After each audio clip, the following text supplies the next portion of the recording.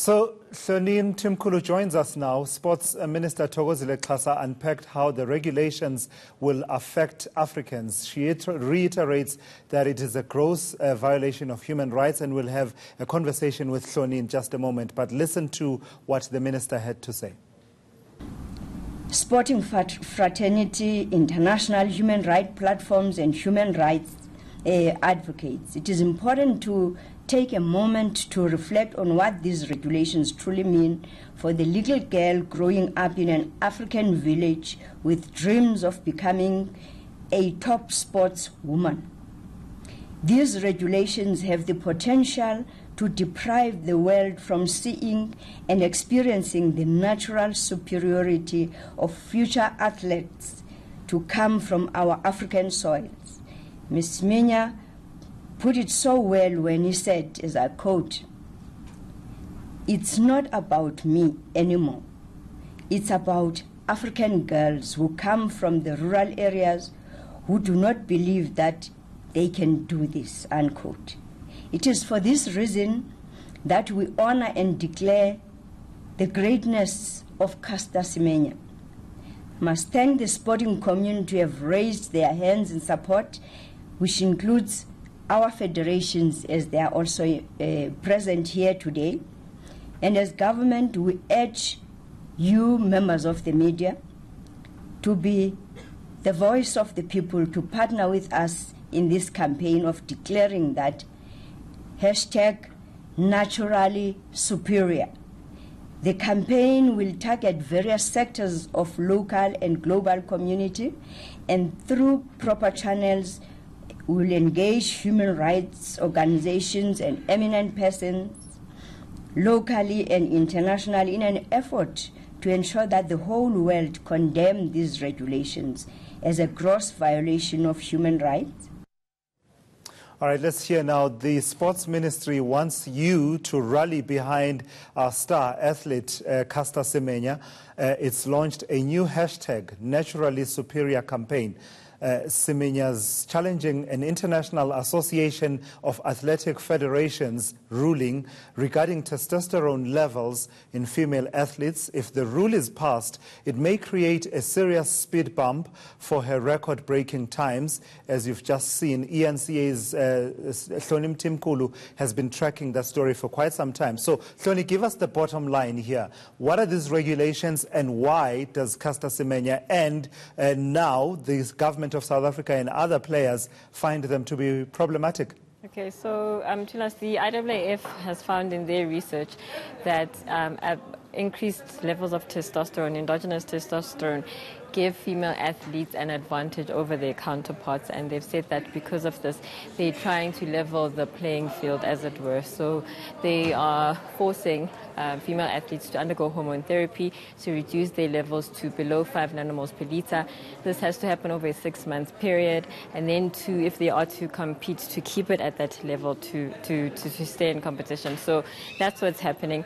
There are, as we've been saying, that there are questions around the consistency of some of the research that they've done. The data that was collected is said to maybe be a bit skewed in terms of the consistency of what they're saying, and that they are saying it's the middle distances, but they're not including the pole vault and the hammer throw that are also said to possibly have an advantage. The 1500 meters doesn't have an advantage, but somehow they've included it in there. And of course, we know that Caster has been running the 1500 meters. She did run the 1500 meters in 2018. So that is what is being contested by Athletics South Africa as well as Caster Semenya.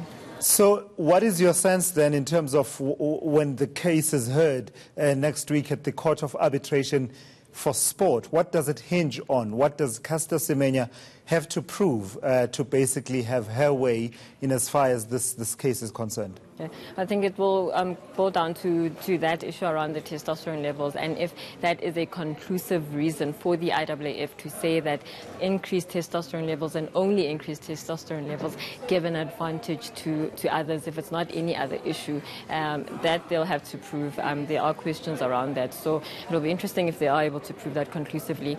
In the past, the Court of Arbitration for Sport hasn't believed that, or hasn't gone down with that reasoning completely. So it will be interesting what they say. And of course, this whole thing started because the IAAF had decided to put another set of hyperandrogenism regulations to the side because CAS had asked them about them or had questioned them. So they came up with new ones that now affected at different distances. So it will be interesting to see where this goes and what CAS has to say about the fact that there were previous regulations that were essentially scraped off.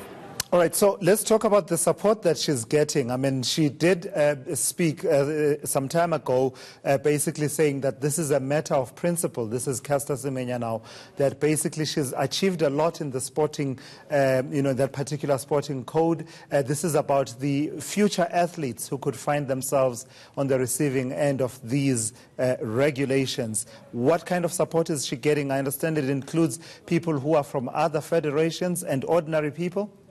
Yes, so part of the campaign is to get campaign ambassadors and to have online petitions, and it will be a campaign that's driven mainly on social media as well as some mainstream media as well. But the federations that were present at today's briefing, you had netball SA were there, hockey SA were there, football, the head coach of Banyana, Desiree Ellis, was there, and we spoke to her, and she said that Caster is a beacon of hope, has been a beacon of hope because she's always been strong through all the adversity that she's gone through. And of course, that's important because obviously, even with football, we know that there are always questions around women and their bodies there. We also spoke to Cricket South Africa, who were represented by Max Jordan, and he said that if you look at the regulations that the IAAF are trying to bring in, they attack all sorts of things. They do attack the basic human rights of a person. They attack the femininity of people. So it is something to stand behind. We spoke to people on the street as well, and they are also saying that it's been so long that this has kept going and coming back, and it needs to end, and that they are behind Caster. They also say that it's important to see government support, and that will possibly drive even more people to stand behind this campaign.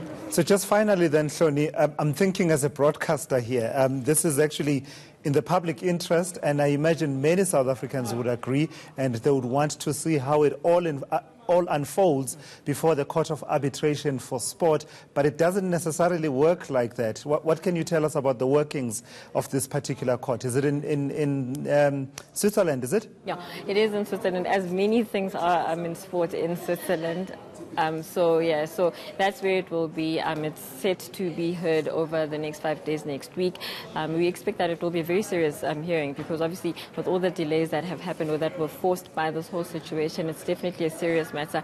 It will be of international interest, as Caster's career has been of international interest since 2009 when she broke out at the Berlin World Champs. So we expect that there will be a big media contingent there. We know that obviously there were UK reports that were coming out this week as well, so that is to be expected, and we expect that, but it will be a very thorough process, and they will go through it very thoroughly because it has ramifications for athletes in the future as well. All right, thank you so much. That is eNCA's Hloni Mtimkulu.